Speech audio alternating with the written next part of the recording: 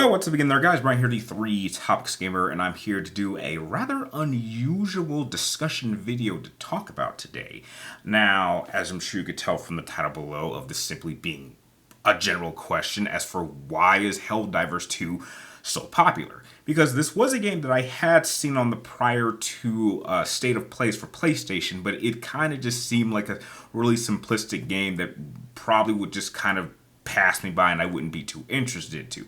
But just wanting to play some newer games, I just kind of looked at it and I just sort of piqued my interest and I wanted to try it out. I tried getting a copy from GameFly, never got one, and then when I found out this game was only $40, I was openly shocked. So I immediately went out to multiple game stores, including GameStop, Best Buy, Target. Nobody had a physical copy of this game. And then I looked online and found out that if I tried to order this from multiple stores, it would take more than a week. And in some cases, Amazon, I wouldn't even be able to get a physical copy of this game until March 13th. So this game kind of forced me to do something that I said I don't like doing, and that's buying this game digital. But I've had this game for 3 days. I've been playing it nonstop, and the online response to this game is completely insane in a good way. I am having fun with this game, but I've not seen this level of positivity towards a game of this quality in some time, and I'm just someone who is coming into this community for the first time as a complete stranger, just wanting to understand and reach out to the Helldivers 2 community, and for you to tell me, why is this game so good to you? Why are you having this much fun? Why is this game so popular? I mean, the reviews for this game are crazy. I'm seeing nothing but 8s, 9s, some places 10s for a game that really doesn't have all that much content right now as of, I'd say, about February, 28th.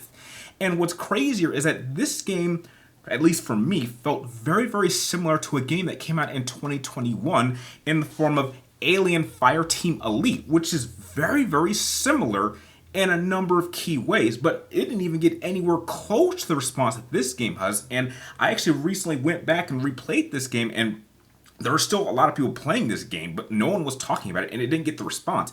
In fact, there were some gameplay elements in Aliens Fireteam Elite I think are actually better than in Helldivers. But Helldivers has only been out for about a month, so I'm sure there's a lot of extra content that is going to follow up per the original release earlier this month. And they did the same thing with Alien Fireteam Elite.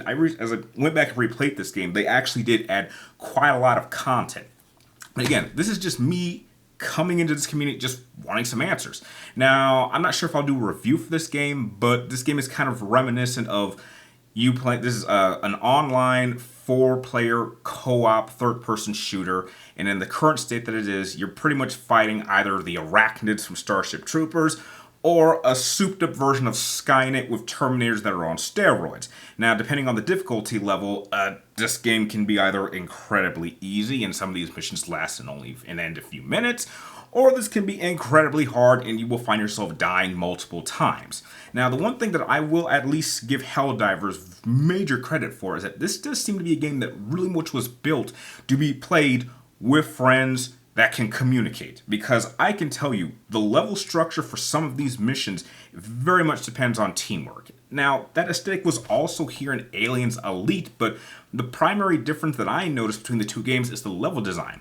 As opposed to something like Alien Fireteam Elite, it was pretty much formulaic in the sense that you would simply go down a hallway, go into a big room, endurance round, go past another hallway, endurance room, another hallway, endurance room. And there were 4 missions that did have different maps, but it was just follow this pathway, kill all these enemies, move on till you get to the end.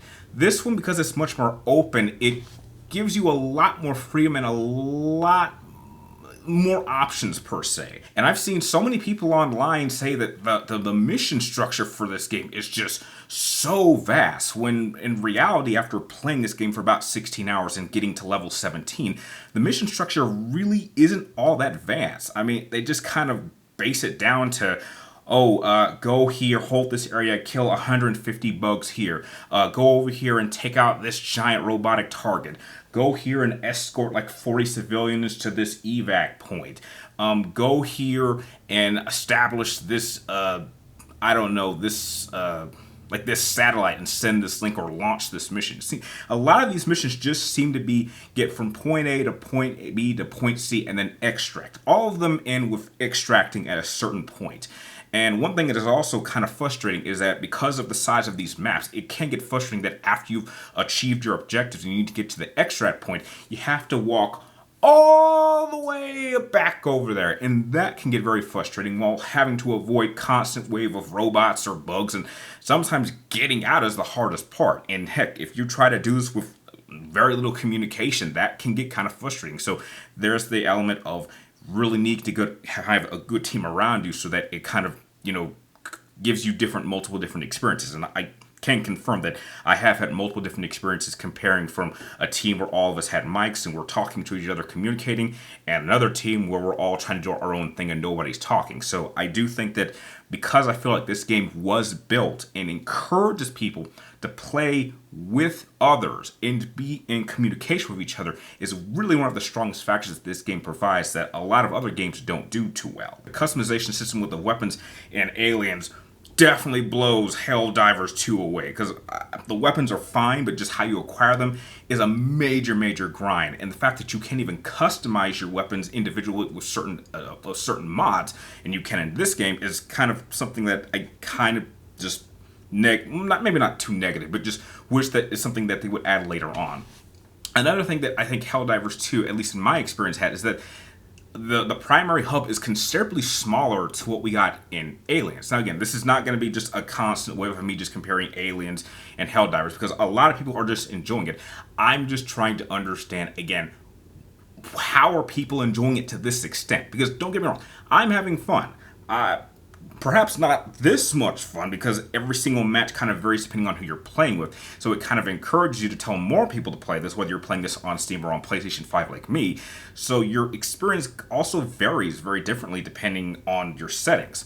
I will say that I have had multiple connection issues with either me getting kicked out of games, not because I got kicked out, just the connection was bad, or I couldn't jump into certain missions, or just a number of glitches, multiple glitches, and I've had to do multiple hard resets where I had to exit out the game completely and restart it. Now, I do acknowledge that there does seem to be a gameplay element where, as players are winning missions, it is adding to the liberation of certain planets, and that is kind of closing out certain parts of the galaxy until I'm assuming new factions are going to appear, which I did hear about from a couple of videos of Helldivers 2 that I've watched. Apparently there's a number of major additions that will be coming in the future, so I am excited about that. But still, the response to this is just